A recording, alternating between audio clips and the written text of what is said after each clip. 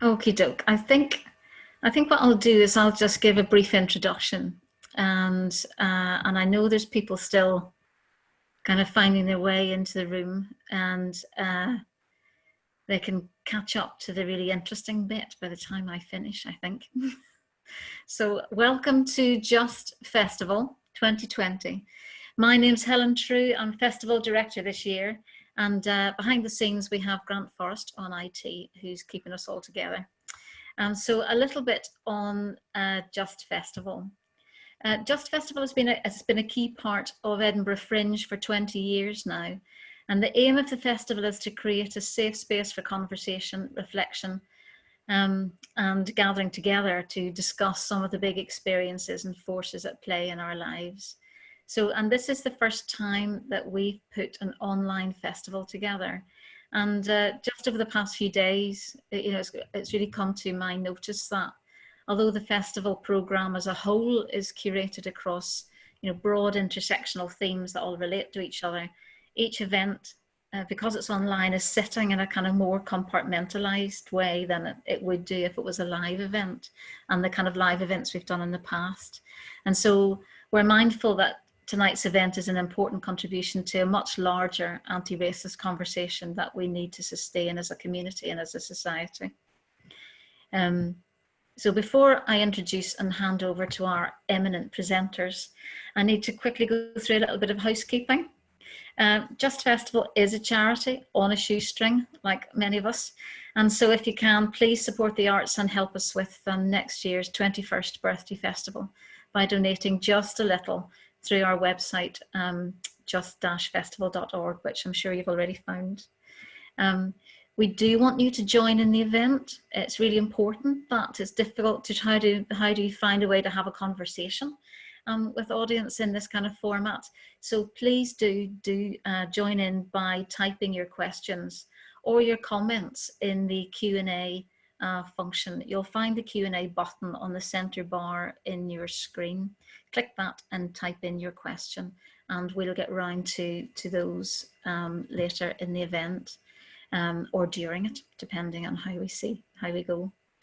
So I also want to make you aware that this event is being recorded, and it will be available to watch along with the Q&A text on Just Festival YouTube channel very soon after the event. We'll take your active participation in this event as your explicit consent to be recorded. And if you don't want to be recorded, you can use the Q&A function anonymously if you prefer. The event is open to everyone, and therefore please also be mindful that there will be a diversity of age and opinion and experience. So please keep your questions relevant to the discussion and respectful to the theme and to the panelists especially. The conversation, we think it'll last around an hour, and it's an hour to an hour and a half. It all depends on how we move forward, and there is some flexibility there. But towards the end of the event, I will pop into your screens and do this. And that's a gentle prompt to get any last comments or questions into the box, and we'll begin to wind down from that point. So on to the main event. Do Black Lives Matter in Scotland? Yes. So here to help us unpack that question is our chair, Isabel Moura Mendes, Arts Partnership Manager with British Council and with a practice in international cultural relations and African film curation. Tomiwa Folorunso is a writer, presenter and creative based in Edinburgh. Her work explores the experiences of marginalised voices and connecting people, ideas and stories. She's written for The Herald and Tíotáfa Hudsie Theatre Company, and recently presented the BBC Radio 4 documentary The Art of Now, Black and Creative in Scotland. Joseph Malik has been a professional musician and music producer since the 90s. His own bands include Blackenized and Out of the Ordinary, whose album Stranger Things Have Happened is currently in the running for Scottish Album of the Year 2020. Congratulations. And he's a core part of the Edinburgh Black Lives Matter campaign. Stewart Kysamirie is a filmmaker and director. His most recent programme for BBC, Black and Scottish, brought prominent Black Scots from all generations to share their experiences. In 2019, Stewart set up his production company, Create Anything, and is focusing on providing the much needed professional opportunities for creatives of colour in front of and behind the camera. So welcome to you all, and thank you very much for joining us. Over to Isabel. Hello, everyone. My name is Isabel Moura Mendes, and I have been working in the creative sector in Scotland for the last 10 years. I identify as a female Afropean, to use a term coined by author Johnny Pitts, who found a whole and unhyphenated way to describe the European and Black heritage experience, gone unnamed until very recently. Mine is one of Portuguese nationality and Cape Verdean heritage, but I know that across Europe, and more specifically in the UK and right here in Scotland, there are and have been a multitude of diverse Black and Brown lived experiences that have gone unnamed and made invisible for decades, centuries, if we want to be precise. Alongside our three guests this evening, we will delve into what this particular moment in time, where a perfect storm of one of too many racialized motivated murders at the hands of the police in the US, a pandemic crisis that has disproportionately affected ethnic minority citizens across the world, and a resurgence of anti-racist and social justice activism online and in the streets, led by civil society organizations and spearheaded by the Black Lives Matter movement, are catapulting conversations about race and Black and Brown lived experiences to the forefront of the public discourse. What does this all mean, and in for the Scottish context, is what we will try and interrogate today. So I welcome the panelists, Tomiwa, Joseph, and Stewart. A little bit of disclaimer, I am going to read a bit of my questions just because they're quite loaded. I think that the panelists would agree. I shared some of the questions with them before we started so that they would have a little bit of time to reflect on them. And so just make sure that we give proper context to some of the themes that we're going to be addressing in this next hour and a bit. So just to get stuck into the subject matter, I am going to, with Tomiwa's permission, break protocol and start by inviting Joseph, musician and BLM campaigner in Scotland, to give us a bit of context on what, from his perspective, the last few months have meant in terms of progressing the anti-racism movement in Scotland, following on from George Floyd's murder on the 25th of May of this year. So first of all, welcome, Joseph, and I want to know how you are doing today. Well, I'm fine. Thank you for giving the opportunity to speak here today. Great, it's really good to have you. Yeah, and so I'm a man approaching his 50s next year. I never thought I'd be out protesting and fighting again, because I grew up in the 70s battling the National Front, and then the 80s battling the British National Party, and then here we all are again. The same struggle is back, but I think with the rise of Trump and the rise of Boris, who seem to flame the hates of racism within America and within the UK, I think this is what has brought the bigots out. But I also was chatting to two of my gay friends yesterday, and they said with white supremacy on the rise, they really feel threatened by us, and this is why I think they have came back stronger to fight against us. But most racist people must understand are cowards. And they are cowards because I spent the weekend with Deborah Kayambe, and I am on call 24 hours a day to rush to her door to protect her and help her family. I shouldn't have to be doing this, but I will do it because I care passionately that she should be looked after and cared for. Now, I do respect Black Lives Matter. I'm there at the protest, but people must understand what happens afterwards. What is the fallback? We were all there at the protest on Saturday. What happened that night? She got hassled again. And the next day, these people are cowards going after people in the rural areas. They're not so much going for it in the city centres.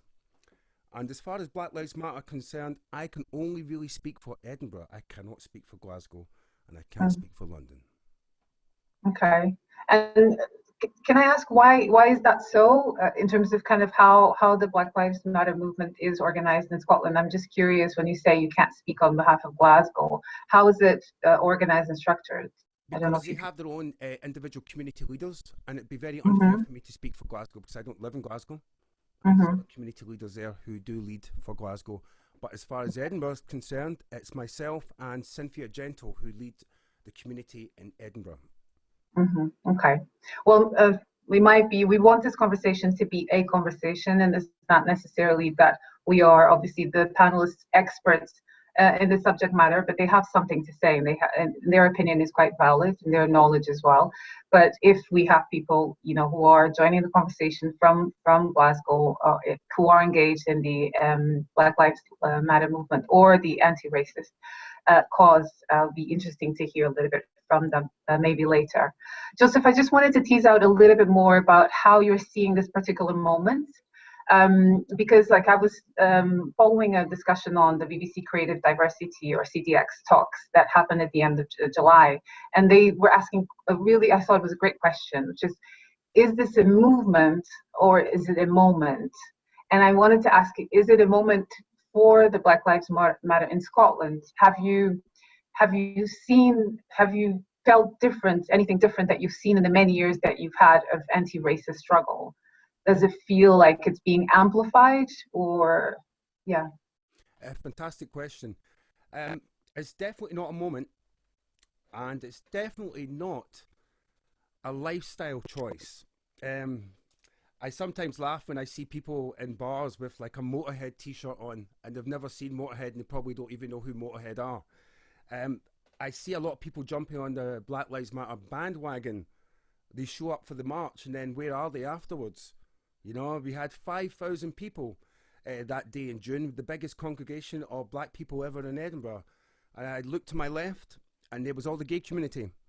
I looked to my right, and there was all the white community. But some of the white families said they brought their children there because the schools were shut, and they wanted to show that this was a day of history and to educate them that they will grow up not being racist.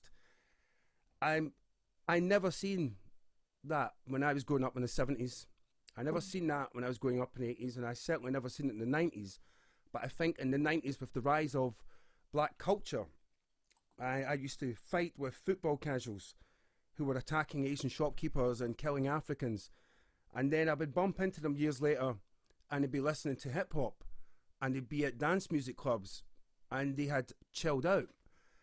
And their kids started playing with my kids. So I kind of worked with them through culture, through music, to win them over, to say this is pointless. But now we have a new generation that's came through. It's really great to have these allies. It really is. I never thought we would see it.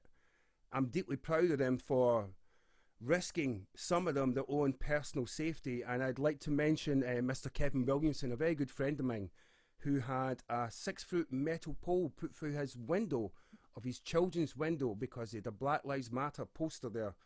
If the kids weren't in the other room, that could have seriously hurt them. And I spoke with his daughter Marie that very night because I was deeply concerned for them. And she said, "Uncle Joe, I will still come to the protest with my dad." That's a white family sticking by us, and I deeply respect that. Just one more. Sorry, Isabel, sorry to interrupt you. Just Joseph, your mic is really quiet. Just wondering whether you can either speak louder or get your mic up. I've just had a few comments. Okay, my man's just sorting that out right now. Okay. Right, well, let's make sure we can hear you, because what you're saying is super interesting and it's really important. So let's make sure that is that much better now? Let's hope so. Let's wait and hear from people who are commenting and see if they can hear you better. And just to help them, I'm going to ask you one more question, or it's just a thread of the things that you've just been talking about in terms of kind of how you see the context right now, and how, the historical knowledge that you have as well of years and years of kind of anti-racist struggle and kind of like activism. And it's that activism that I'm curious to hear also from you, because it has shifted. When I was talking about being amplified, I was kind of like making reference to what a lot of people have mentioned and have reflected on, which is the scale of the conversation, it becoming global, because we are in this global kind of village of ours, where with the advent of internet and social media, people are taking are feeling like they have more tools to speak up and to denounce and to, you know, film abuses and violent acts, and really quickly putting them online and starting threads of conversation that go viral really quickly. So do you think that that's in a way kind of accelerating things in a way? Or Yes, very much so.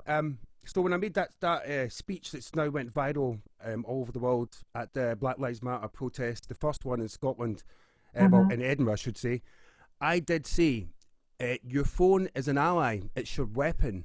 Use it to record. If we did not see the phone footage from George Floyd, would we be here today? Probably not. I think that also when you looked at the rise of the Arab Spring, when you think back, when you've seen the Arab Spring rising, when people wanted democracy instead of a Islamic dictatorship within their own countries like Egypt, that was independent activists that used Facebook to gather people and to get the message across, because the media will not report the real truth of what's going on. They block it. Yeah. Okay.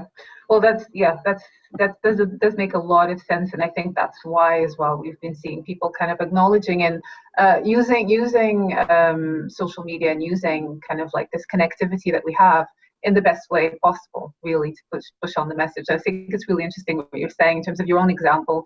I was sitting there in the protest in Edinburgh, and it was really striking to hear each one of the people who came up and took the microphone, you included, and to think that that message has kind of like propagated and disseminated across the world is really powerful as well. Thank you for that, Joseph. I wanted to bring in Tomiwa now, writer, presenter, and creative. And I also wanted to ask you first how you're doing today. Yeah, I'm good, thank you. Yeah, yeah. A miserable day, but it's fine. Well, again, I hope that perhaps some of the people that are joining the conversation might be enjoying some nicer weather. They can tell us. We are in Edinburgh in August, so enough said. I wanted to hear your thoughts around this narrative that persists to this day in a lot of people's minds, that Scotland's somehow more progressive than the rest of the UK. When I say the UK, kind of England. And that systemic racism in institutions, from the police to even to cultural organizations, which is the sector that we all exist in, are less malign or less prevalent here. And I wanted to hear how that chimes with you, because you know, you have initiatives like the Fringe of Colour that have come out and point out the finger at the dire lack of representation in the Edinburgh festivals, for example, when people like Sir Geoff Palmer or Glasgow Councillor Graham Campbell, after years of activism in academia and local government respectively, are still having to make the case for Scotland to address the role it played in transatlantic slave trade and acknowledge the whitewashing of history that has happened since. So how does that sit with you? How does that sit with me? Okay. Is Scotland more progressive than the rest of the UK? I was thinking about this a lot, and like how I feel about that, and I think Scotland thinks they are more progressive than the rest of the UK, and they may be in some areas, right? And there may be a culture and a way of community that we have here that other parts of the UK don't. And if that's in our politics, it's expressed in our politics as well. But I don't think just because it's more progressive doesn't necessarily mean it's better, and it doesn't mean it's as good as it can be, and it doesn't mean what we're doing here is right. So I think using that language can lead to like complacency and ignorance if we're talking about race, by saying, oh yeah, but it's fine here because you don't get that down there. Sorry, it's like, fine here, you don't, it's different to what happens down there, or that never happens up here. And so I think it can lead to some people just thinking, well, like, okay, so we're not racist, and Scotland's not racist, and we don't have a race problem, and we shouldn't talk about it, and everything's fine, and we're amazing. And that's not the case. And I think, you know, we saw that after the Black Lives Matter protests, like, which happened in Edinburgh and in Glasgow and in Dundee and Aberdeen. And that was so amazing, like Joseph said. And then a couple weeks later, we have far right marches happening in Glasgow, outside Queen Street Station, which I'm sure like all of us have walked out of that station and gotten on with our day so many times. And so I think that is scary as well. And we've kind of been locked into this idea that Scotland's really safe and really amazing. And yeah, it is, but at the same time, it's not. Isabel, are you still there?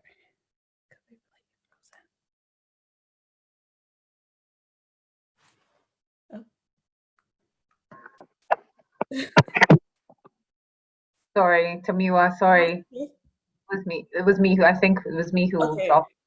So Okay. please continue. No, that's okay. And then you asked about fringe of colour and like systemic racism. Representativity. Well, in this case, I guess it was kind of representation in the sense of, kind of having a discourse that, in this case, I'm tapping into the idea of Edinburgh as being a welcoming city that welcomes all, which is kind of one of the slogans of the festivals, in terms of kind of like everyone is invited, and how that plays out in terms of having, it's going more into the creative sector in terms of how represented we feel as black and brown creatives, but also then it links with the idea of Scotland presenting itself or having an image of itself that is more in a way, more progressive than the rest of the UK. Yeah, I think I mean, like, I can speak for Edinburgh because that's where I live and that's where I've grown up, and that idea that we are so like you said, like, inviting, and the festivals is, it's an invitation that's open for everyone, but fact of the matter is it's not, because even if you look at the cost of being here for the festivals, the venues, getting your work seen, all those things make it so difficult for Black and brown performers and artists. And there are so many horror stories that you hear about racism that has been that people coming to the city have faced. And I think what makes something like Fringe of Colour so special is that it's been created specifically for Black and brown people in mind, or people of colour. And so it started as a free ticket scheme, or it started as a spreadsheet. It then became a free ticket scheme last year, and this year they've got an online festival called Fringe of Colour Films, and they've commissioned work by Black and brown artists. They're supporting Black and brown artists. They're paying Black and brown artists, and especially right now, that is so important in kind of like investing in them and also supporting them, and also putting work in a place where it's going to be reviewed by people who care about it, people who understand it, people who are aware and have experience and knowledge of the barriers these artists have faced to create that work. And more often than not, you have a Black performer or artist comes to the Fringe and they're reviewed by a white man, and they get 2 stars, or they get 3 stars, or they get no stars, or whatever. And that has a serious effect on their career. And because that reviewer by chance is viewing it through some kind of like racist lens, to use that language, which seems quite strong, but or does not have a full understanding of their experience. Yeah. And I think it'd be interesting to go back to that, what you just mentioning around people's perception of what Black and brown lived experiences are, and how limiting and restrictive that can be if you don't necessarily if you're not exposed to them. And I think that is a perfect segue actually to bring Stewart into the conversation, because how visible are we, and what spaces we can occupy and we can be present is something that I think has concerned Stewart a little bit. So I wanted to turn the focus to you. First of all, how are you today, Stewart? I am well. I am good. I think I'm the only one in Glasgow. It's So you're representing. I'm representing Glasgow. I'm representing as all my Glasgow people out there. But yeah, I'm well. I'm well. Brilliant. Make them proud.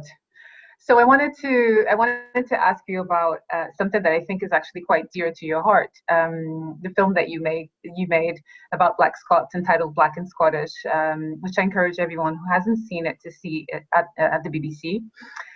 You made the film for your daughter, who is a mixed race and Scottish young girl.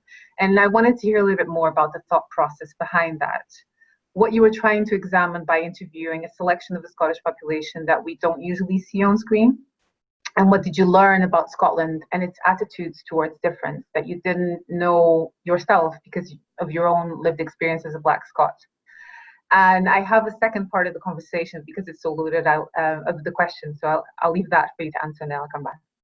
Okay, so the main reason I made the documentary, growing up in Scotland, came to the UK when I was around 3 years old, and I've always been the only Black person in the school, always realizing that you are different. And then you've got the dialogue from your mums telling you that you have to work harder than everyone else. And I think little racism throughout growing up in primary school and high school, and then just being out there in the big bad world and work, it gets to you. It really does affect you, and it really does get you to the point where, unfortunately, at a young age, you wish that you weren't Black and you wish that you were like everyone else. And that's how I felt as a young kid, to the point where my mum took me back to Africa to go to a high school in Africa because the racism I received was terrible. And then many years forward, Yasmin, as you know, my daughter, was the main nucleus of this documentary. I'd always hear, I didn't know there was Black people in Scotland. So imagine I'm hearing, I didn't know there was Black people in Scotland, and some people found it comical and hearing Black people with Scottish accents, and it kind of got to me throughout the years. And I'm a successful Black Scot, you know, and I know other successful Black Scots. And in Glasgow, we had, I think, maybe about 20 years ago, we had a lot of asylum seekers coming into Glasgow. So I knew who I was, right? I don't think I fully identified as a Black Scot at the time, but then asylum seekers started to come in, and then people would assume that I was an asylum seeker as well. And I was like, no, there's exceptional Black people in Scotland that I'm aware of. Hence, you've seen them on the documentary. But then when your daughter comes to you at one point and says that she wishes that she had lighter skin, she wishes that she had long hair, and she questions her ethnicity, I'm looking at my daughter, I'm seeing myself years back, and I'm going, this is 2019, and this is the narrative my daughter is telling me. So coupled with the frustration of knowing that there's exceptional people here in Scotland, then your kids who have a lack of identity, they've got no one to look up to. Same with myself growing up, there was no one for me who I could look at and go, I could be like him or her. I came to the point where I was like, no, I'm not doing this anymore. I need to create something for my daughter first and foremost, and for the next generation, so that they do not grow up thinking the same way as I did, and as many other Black people did as well. And then obviously I had the love of film and photography and making things look beautiful, and taking that with gorgeous, beautiful Black skin in the documentary I was creating something that I know no one had created before. But we were at a point where we're in 2019 and no one had told a story about Black and Scottish people. There was only one hashtag Black and Scottish at the time, and no one was creating content, and none of the networks are doing it. A couple of people were talking about it on YouTube, but I kept thinking, why are no networks doing this? And then coming into the industry, I've realized that I'm the only Black Scot director, and it's fascinating to me. So all of these little things, all these little things come to play, and it makes you ask a lot of different questions. So, as you know, I made the documentary, and we managed to get a diverse group of people from different age group, different demographics to come in. Graham Campbell, Jeff Palmer, the Cut Kelvins, Junior Hansen, you know, amazing individuals. Obviously, Shuti Gatwa as well, who was our biggest act. And it's funny that I'm talking about Shuti Gatwa, who is on Sex Education's Netflix. He jumped at the chance to come up to Glasgow and film Black and Scottish. One of the main things he said was he never felt that he could get any work in Scotland. He never felt accepted in Scotland. You have to remember the documentary was half an hour long, but each contributor was interviewed for an hour and a half. So I've got hours of footage, hours of content where he kind of goes into a lot more depth. He was supposed to be shooting Sex Education in Wales, so that's where it's shot, in Wales, and they gave him a day off to come up to Glasgow and film. That's how much he wanted to contribute and be proud of him as a Black Scot. And then the documentary came out last year, and then after Black Lives Matter, it just peaked. Everyone was, people, Netflix were talking about it. It done extremely well, very good for Black and Scottish people, and obviously myself as a filmmaker. On the other question, in the sense of how has that made me feel, what was it? It was what's my thoughts in Scotland and how it was received. One thing I can say to you is, Tomiwa spoke about the far right protests in Glasgow. I've been in Glasgow for many years, and when I'd seen that, that was the first time that I felt like I do not want to leave my home, or I never felt that before. Obviously, it was different communities, different areas that I knew I wouldn't walk into, I wouldn't want to be a part of. But that was the first time I realised, and also with the social, I'm a columnist as well, and there was an article I wrote about social media making me question if Scotland is racist or not. I go by stats and analytics. That's something that I'm driven by. And the documentary was on YouTube. It was uploaded by the BBC, and it had loads of views, etc., etc. And what happened was they had like 500 likes and 500 dislikes. Scotland is racist. Unfortunately, it's shown its ugly face. Yes, okay. There's people could say that they are a minority. Of course, it's a minority, but that minority is also a majority, because that minority can have a larger voice now on social media. So what I've experienced after the documentaries come out and after Black Lives Matter is I question whether it's funny that because it took me years to kind of say that I was a proud Black Scot, but there's a part of me that wants to retract that because of what's happened. A lot of people have told the abuse that has been online, the abuse towards Yasmin, the abuse that I've received is unbelievable.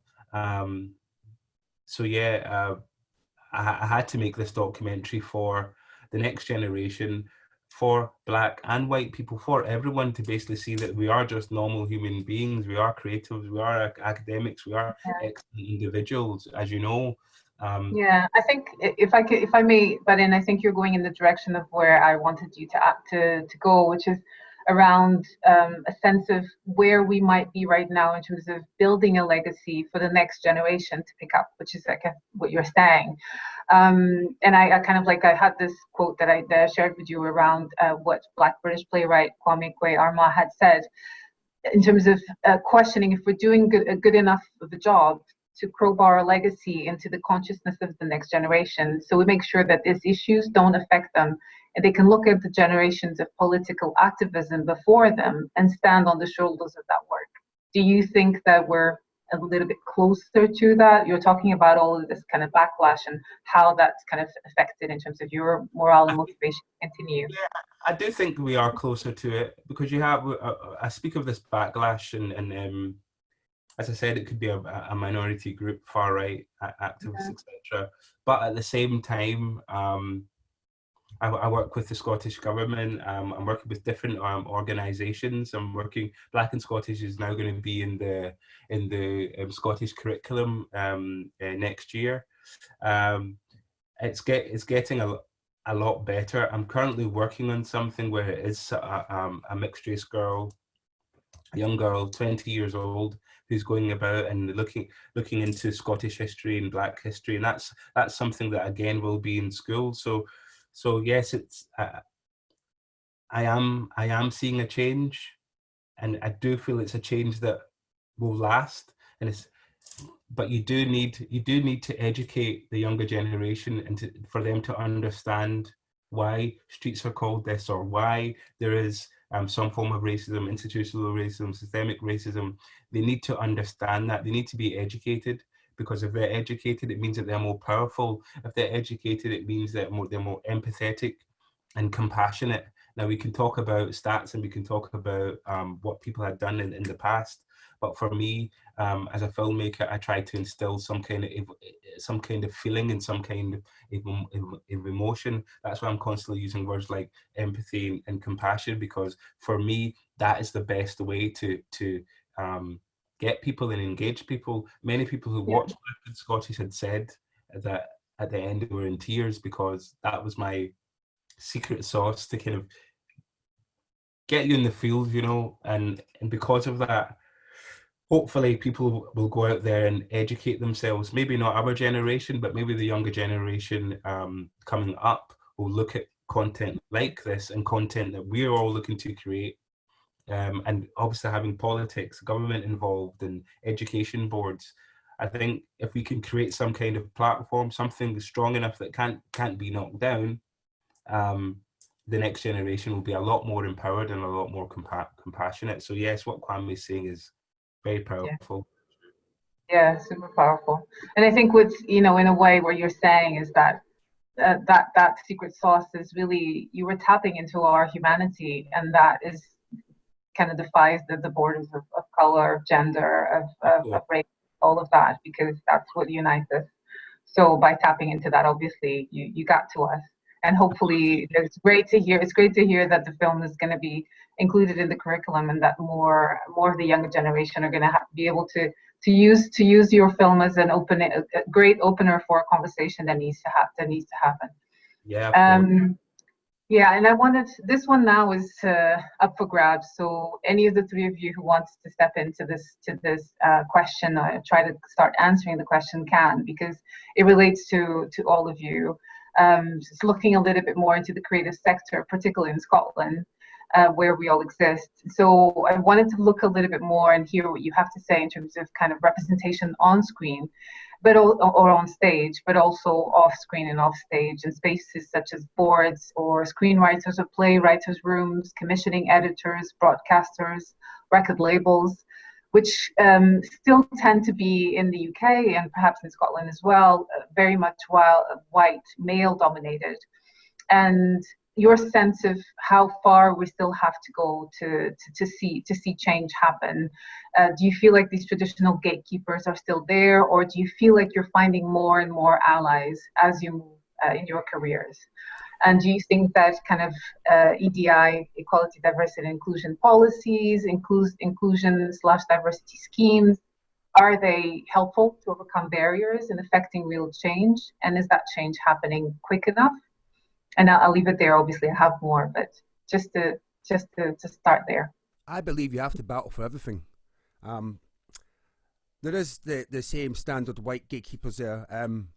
I'd like, first of all, before I go into this, I just want to thank Stewart for the documentary that he made. He had me in tears, and I wish that I had that when I was growing up, and I showed that to my son, and I just wish that we had that back in the day, but we don't have that.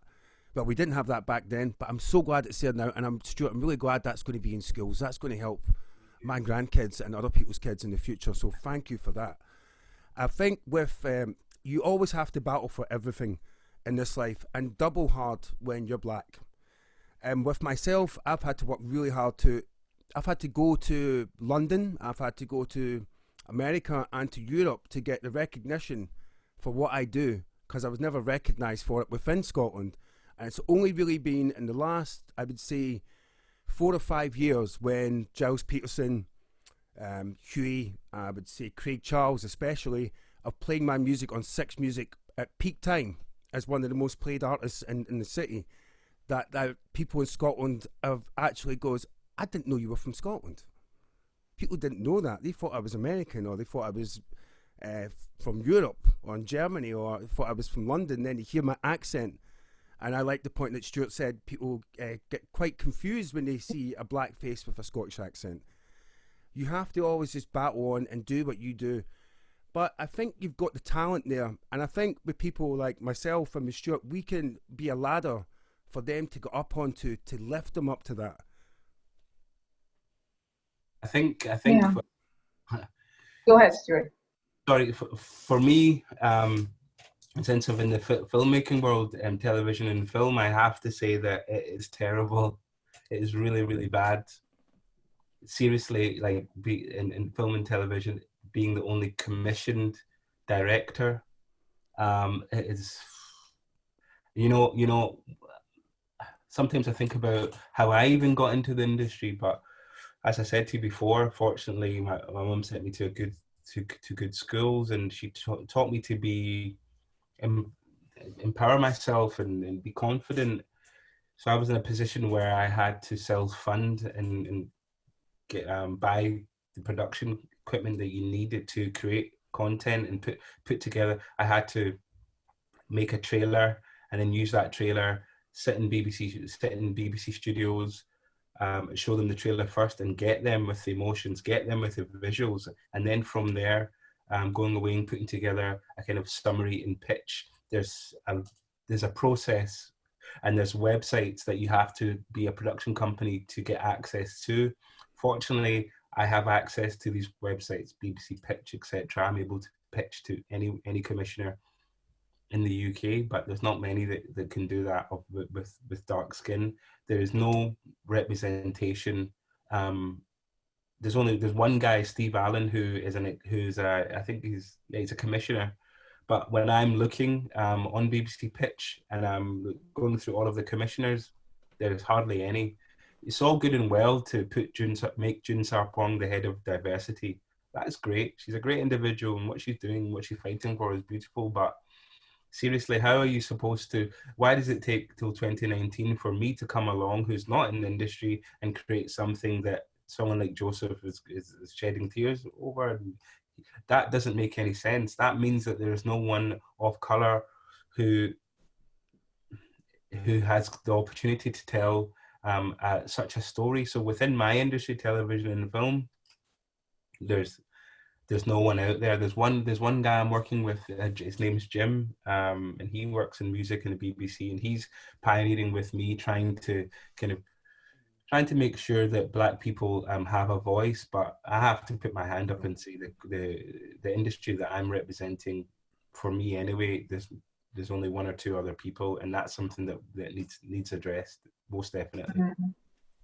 Thank you, Stewart. I'm gonna just, in the last bit of this question, I think, and as you were speaking, you were making me think of the title of the name of your company, Create Anything, and that's making me think of, how limiting sometimes the stories that people expect us to tell are. And especially if people making decisions are sitting in boardrooms with the perception and preconceived idea of what those stories are and what stories are not. So I like the almost revolutionary element of the name of your production company, where you say, we can create anything, and we're not limited by that. And I think go ahead. Sorry, no, just a quick one there. It's funny that, because I've just finished the documentary for the BBC, and we were doing the end boards. So this company, blah, blah, blah, pictures and film. And then it was my company, and someone was asking, the companies just Create Anything. And they're like, you're not going to Create Anything Productions or Create Anything Film? I said, no, I'm not going to do that, because it's limited. I want to be in a position where if someone wants to, obviously can't create anything, but I can bring in other people who can create. So if someone is looking for some kind of service from my company, some kind of product, then what I'll then do is I'll go out and find the individuals that can create that, and then through my company, you can. That's the reason why it's called Create Anything. Great. Helen, I'm feeling quite nervous. Here we are, and it's 10 minutes to the hour. And you did mention some flexibility in terms of going beyond the hour to get some questions in. I wonder if you're ready to share a few, because I certainly have more, but let's bring the audience in. There's a lot, and we do apologize for not being able to do a kind of a chat, but I'm going to cover as many as I possibly can on this, and those who people have given a name, I'll mention it. I'd like to bring in Tomiwa, because I haven't heard very much from you. Let's see. Actually, if you don't mind, I was looking at the question box. Oh, and I suppose do you choose one? Yeah, and it was as you guys were talking, and I suppose it kind of plays a little bit. Or to Isabel's earlier question about equality, diversity and inclusion. But Annie George has said, and it's a comment more than a question, I think it's important to note that there have definitely been Black and brown people working in the arts in Scotland prior to this moment. Perhaps not many and not consistently, and therefore important not to raise them, precisely because of the structural reasons they have not found the platforms available to them to be visible, the financial support to sustain their work or a living in their creative work. And I think that is one, what they have said is so important. There have been Black and brown people making work in Scotland. They do exist. They have existed. I, growing up as a kid, saw Annie perform. So when I think about equality and diversity and inclusion and does that work and is it working? No, it's not, because it feels very tick boxy and it feels like people just have it and then it's like, okay, so we're fine and we're devolved of all guilt and it shouldn't need to exist any longer. Equality, diversity, inclusion should just be how we build and we create organizations and how we work. We shouldn't have to get people in on like mentor schemes or, you know, apprenticeships or work experience. It should just be, this is the country, this is the world, this is the society we live in, and everybody is part of that. Well said. And I think Helen, you want to step in? You go ahead, Isabel. Have you looked through the questions? Sure. I wanted to dig a little bit deeper in what you were saying, Tomiwa, because it links with this idea when you say like tick boxing exercise, a little bit with the idea that, you know, we have one person of color already, so we already have that one story, so it's fine, like we've covered that. And my question is around the danger of this current interest in Black and brown Scottish stories or narratives or experiences in terms of being a trend in disguise and not doing too much in terms of debunking this kind of monolithic understanding that society has of what Black and brown experiences are, which are incredibly diverse and really not limited to the tokenistic kind of refugee asylum seeker stereotype. But do you see that danger as well, Tomiwa? Yeah, I do. And I think as well, I see that danger, especially on that Black person or that person who's in these spaces and is the only person there. Because I think we've all been there. We've all done that. And more than anything, I think it's a huge amount of responsibility that you do not ask for. A huge amount of responsibility and amount of pressure. And like, I can only speak for myself, like personally, but when you are the only person of color or Black person or only women in a room, and it is something, the topic or the content is to do with that experience, the fear of getting it wrong because you're being asked to represent a huge group of people is so much.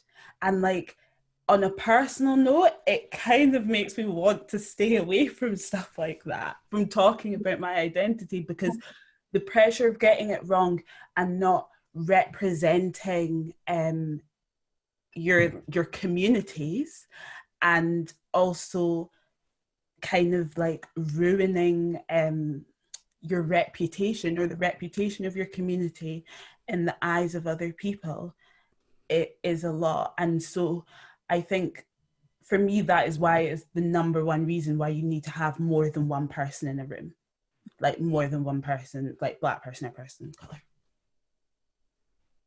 Yeah, I kind of personally relate to a lot of what you're saying as well. Helen, is this the time, or should I just carry on with my questions? Okay, I'll just going to drop one question in for question for Joseph. Joseph from Angela Robertson. She says, I share the same music and club background as you do in Edinburgh, and I was around at the same time, and I'm white. Clubbing was obviously a huge part of being allies. How is it different for young people now, and does culture connect us more than activism? Culture connects us more than activism. Yeah, that's kind of right. I think club culture now is so much more different. I'll be honest with you, I'm not really a big part of club culture right now. But I was part of club culture back in the day. And I remember the days back in the sub club. And I would have guys who one day wanted to stab me. And the next day I see them dancing in the sub club to black dance music and hugging me. Fair enough, they were on ecstasy. But they wanted to hug me and they discovered black music. And then I would see them in the street the next day and they actually remembered. So they were straight then, they weren't on drugs, but they remembered that they'd seen me that night. And they said, I'm sorry, big man, about that. I'm sorry that happened. I want to be able to go to the sub club every week and dance to black dance music. So that's great. But within music culture today, when I look at the state of the current state of new hip hop artists, it's just not the same. There's no brand new Tribe Called Quest or De La Souls. I think a lot of electronic dance music right now is very, very soulless and very kind of dark and cynical. I don't think you've got the same music that we had back then. We were slightly spoiled. So I'd have to answer that culture does bring us together, but I think culture, not just within a music identity, I think sportsman plays a bigger part. Sports culture, like there's a lot of young black athletes and footballers that kids look up to today more than music. Yeah. I'm going to take another question, and I'm going to just throw it to the three of you. One of you may wish to, or all of you may wish to comment on it. Does the context of the political construction of Scottish identity around notions of having been colonised by England get in the way of Scotland coming to terms with the reality of its significant role in the slave trade and its role in benefiting from and enforcing empire? Open to whoever raises their hand. Yes, I do think I do agree with that. The main reason is because it's an argument that Scotland's still having to this day with England. You know, Scotland's having their own argument in independence and in the Scottish and English history. That's clearly in the way, and that there'll be people out there that say, no, do not bring this black history, black slave stories now, please, because we are having this argument with the English. Well said. And you have to remember, like, the majority of Scottish people have their fight, and they've been fighting for years. You know, like, think of Braveheart, for example. You know, such a powerful film that people still feel strong, still care deeply about. So if you imagine, I imagine it visually, I see it as Scotland and England having their argument, going against each other, and then you've got black people who are 1% in 1 to 4% in Scotland, and then we're bringing up subjects like Black Lives Matter and subjects like representation and inclusion. If you think about it from that perspective, you're going to have the people that are going to want to push that conversation aside, and they're going to say, look, just stay over there, black people, there's no such thing as racism in Scotland. You guys are over there. We are having our larger discussion here. So I do feel like that narrative with Scotland and England is so strong and powerful that is dampening out, is kind of silencing the Black Lives Matter movement and Black people in general. There was just quickly, just to go back and something that was said earlier, talking about how progressive Scotland is with when it comes to racism. Usually when someone asks me that, I always say, when there's a Black community like Brixton, for example, in Scotland, when you can go to an area like Pollokshields in Glasgow, where there's predominantly Asians, when there's Black people in so many different communities, ask the question then, because right now Black people are peppered throughout Scotland. When there's a Black community, do you think that far right group would have went to George Square to fight against Black people? No, they would have went to the Brixtons, they would have went to those predominant Black areas. We can't have this conversation about Black people until racism properly, until we have loads of Black people here, because then when you have the two communities together, then we can have that conversation. That's why when you're talking about Scotland and England argument and conversation that they're having, you can understand why they'll belittle the 1% or the 4%. You can't belittle 30% or 40%, because that's close to half. So that's just something that I've kind of realized over the last few months is that, remember, we are only 1%. We are very cultured and we have a big voice just now, but when that increases, then let's have a discussion. May I say something, please? Yeah. When just before we were about to protest with the 5,000 stood that day in June, we were asked by the SNP not to protest due to the COVID restrictions. Let me just say that I told the SNP where to go, and I said, no, we're still going to protest. There is a small kind of thing I've noticed recently where, they do want to kind of brush the Black Lives Matter and the slavery history that Scotland has, let's not forget that, under the carpet so that Scotland can get on with its independence. But ask yourself this question: how can we be free as a nation when we are not all equal?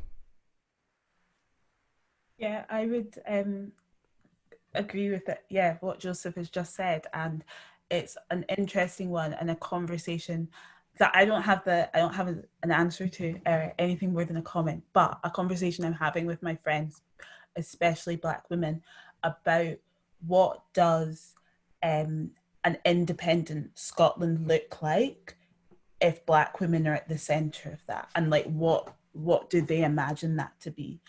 I suppose by extension, like Black communities and POC communities, because I think it's just very interesting.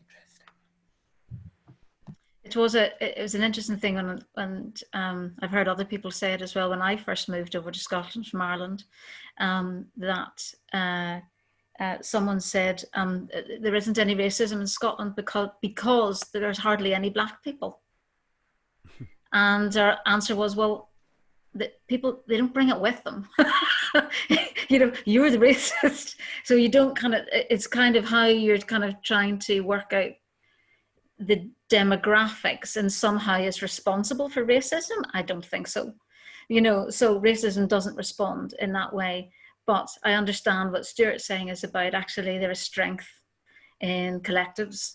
And I think that's what's been so impressive about the BLM movement. Isabel, are you there? Has she vanished? She's on. You're on mute, Isabel. I was on mute. Sorry. Just give a kind of, I'm going to ring my bell because I like this bit. Okay, so that means we're coming towards the end, taking a couple more questions and coming to the end. We have until past, so we can extend it as much as you feel. And I guess if I may, I know that I know what my role is, but and I'm not going to comment, but I guess I will add a note to what you just said, Helen, because I think for me it's it's thought provoking. I think what Stewart just said. I think it does provoke quite a lot of thought and trying to understand. Looking at the numbers and looking at the kind of representation across Scottish society, and why is it that these conversations are not, space of these conversations is not widening, and what's in the way. And yes, we could look at numbers, but the other way to look at it as well is kind of if these conversations serve the main, the kind of the higher purpose of progressing, helping us progress as a society. And that's regardless of the makeup of that society. It's really about kind of questioning. In this case with Scotland, there is a kind of like a past that kind of certain narratives have been able to overcome others, and some of them have been obscured, and specifically what has to do with the legacy of the transatlantic slave trade, and how that exists in today, because we exist talking about going to George Square, public spaces, and how do we exist in those spaces? Who exists? Who populates them? I was part of a conversation with a curator from the International Museum in Liverpool of Slavery, and he was talking about the meaning that the museums and spaces carry, and the fact that he walks around in Liverpool in the city centre and he doesn't see people who look like him in the city centre. And what does that does to your psyche as well, when you're used to walking around in spaces and not seeing that diversity, and then when you see it, you questioning it. So I think there's that in itself would be another hour of conversation. But since we don't have it, Helen, what about those two last questions? I think I'd like to. There's been quite a few questions that are asking, what can we do? So what can large arts organisations do to support the BLM movement? What can I do as a person to talk to my child about racism? What can I do? So there's lots of things, and where can I find ways of becoming connected and active? So I'm just going to put that out as a kind of a general, and people are asking for guidance in some way.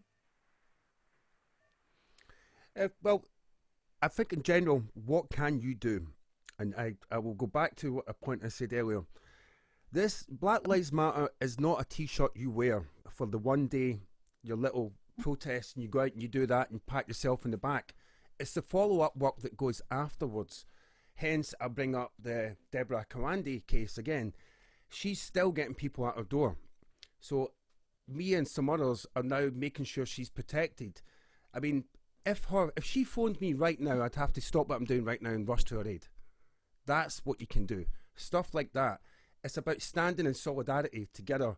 When you looked at BLM in Portland, when you seen the mums, white mums, standing there arm in arm, protecting people, that kind of spirit is what we need more for the future of Black Lives Matter.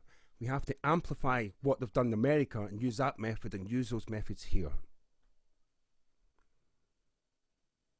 I would say, for me,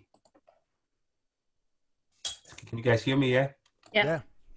I would say for me, I can only talk for myself. So as I mentioned before, when there was a couple of festivals that I went to last year, and one of them had Channel 4 and BBC in the panel, and someone brought up the conversation about ethnic minorities within television and film. And on the stage, they'd said, one of them was saying, "No, it takes time." Channel 4 is to say, "We're looking for the creative. It takes time. It takes time. It takes time." And I was the only Black person there. And just prior to that, they played Black and Scottish, etc. So I got frustrated and fed up, and I took the mic and I stood up and I said, "You keep going on about it takes time, and you don't give any kind of duration, right? Also, why is it that as soon as Black and Scottish finished, my emails, Messenger, LinkedIn, so many Black creatives contacted me the next day, inundated with people contacting me and saying, thank you so much for creating that content. We needed that. I'm trying to get into film. I'm trying to get into art, etc. I want to be a producer. I want to be an exec or a runner or different titles within the film and television industry.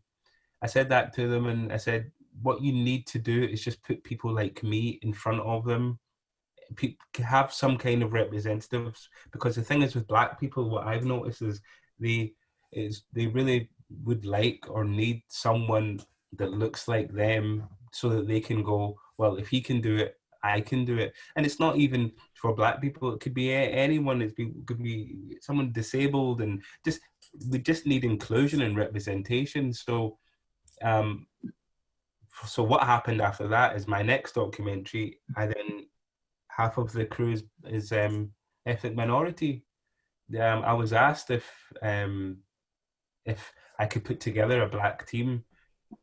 This is during making Black and Scottish, for a photo opportunity.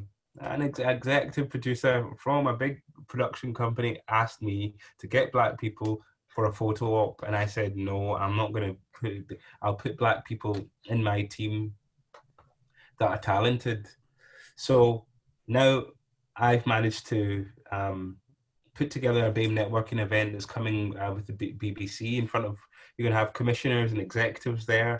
There's people come up from London to speak to people who want to get into film and television. That was supposed to happen prior to basically February or March. That's coming this year. You've now got this next documentary that has half of the team is BAME. The next documentary again will probably will increase. And the thing that my point that I'm trying to make is that they just needed one person. They just needed one Black person, one tall, very dark Black person to be there and represent them. So in the sense of what other institutions can do, I'm not saying go and look for your token Black person. That's not what I'm saying to you. I'm just saying to you that Black people are so talented, so educated, so exceptional, beautiful, and you will find them. You'll have the other Black people that will tarnish our names and do whatever, but the Black people that I've been in contact with, ever since that documentary has come out, it's just been exceptional. And if I'm able to find these individuals, then you guys can find them as well. Connect with people. There's different groups out there. If there's anyone that owns a Black Facebook group, because there's a lot of Black Facebook groups, one thing I will say to them all is, do not make it, it's not just Black people that you want in that group, you want white people in there as well. And that's one thing I'm noticing within the Black community, is they're having their own little clique groups, which is good. But then how are people supposed to find us if we're keeping ourselves in a little cliquey little group? So that's the main advice I could give. Don't look for your token Black person, but you will find that individual or individuals, and you'll be surprised at what that one person can go out there and do. I know it's a lot of stress and a lot on our shoulders, but with Joseph, Tomiwa, and Isabel, we could work for, well, mentor and be in panels and boards for different groups, but you'll find that we are able to bring in a lot more Black talent for you guys to be able to help and promote and work with. Tomiwa? Yeah. What was I going to say? Oh, so I think to being like a better ally, or knowing more about or being anti-racist, all I could say is educate yourself. Don't be afraid to be wrong, and kind of just be prepared to face your privilege. That is it. I don't feel it's my role or my job to educate people on that. So that is the advice I would give. I think there is something about large arts institutions and helping the BLM movement. I think it's been interesting to see the response of different organisations and institutions. And I think, first of all, it's about acknowledging it and facing it head on, and really engaging with what is going on around the whole world.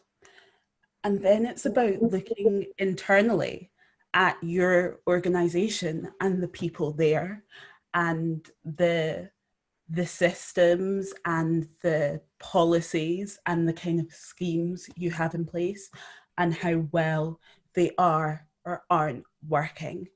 And I would say, like, to these arts institutions, what I've just said is drop your ego and be prepared to say, like, you've got it wrong and you need to do better, because there's a lot that have done it horrendously and need to take more responsibility.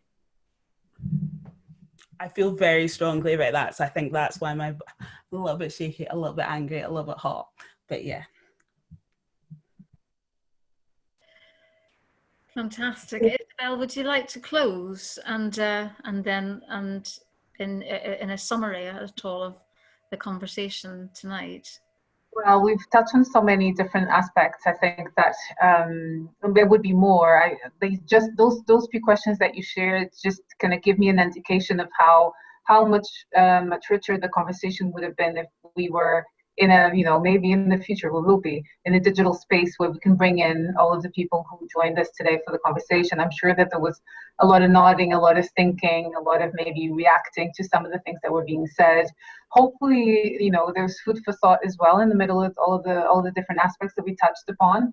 I personally had even more questions. There's the whole question around how Black people are referred to, and kind of terms as like BAME or people of color, or in the US now it's Black, Indigenous people of color, BIPOC, and these terms, and how politically charged they become, and how well they do the job of representing people who are within those kind of acronyms, sometimes put at the margins, regardless of of kind of like how much of a percentage they represent in a particular country or particular space. So there's quite a lot there. I think I would add something to what Tomiwa just said around, again, going back to that kind of sometimes very narrow understanding of what kind of the Black experience is, and how that then kind of translates into, when we're talking about the creative sector, understandings of what the output and what the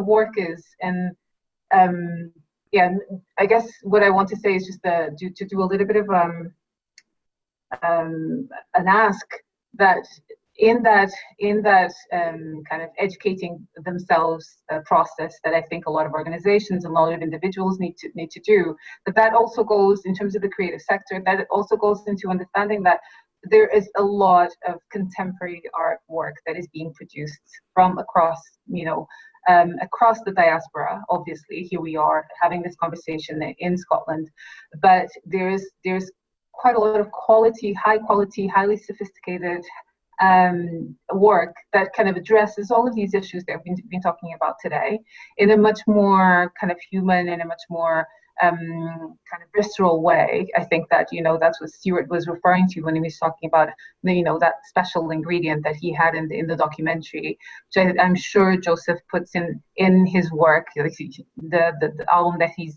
now producing and now recording is all about that. Is the third of a series of albums that he's produced, thinking and creatively responding to all of these issues. So in a way, it would just be my appeal to pay attention and to look for that type of work. And I'm right now I'm thinking of Caius's work that he put on, and that was kind of like in front of the city chambers in Edinburgh over Hogmanay, and how powerful that piece of work was. Questioning that legacy, that Scottish legacy in terms of transatlantic slavery. So there is a lot. We've just in an hour and 20 minutes just went a little bit of what it is. I also felt like there was a sense of hope, a sense of empowerment, a sense of kind of voices being heard, and strong voices that made me quite proud. Myself as an individual and as a creative. So yeah, just the final words to thank you, Helen, and all of the Just Festival team for creating this space of conversation, because really it's so important. So thank you.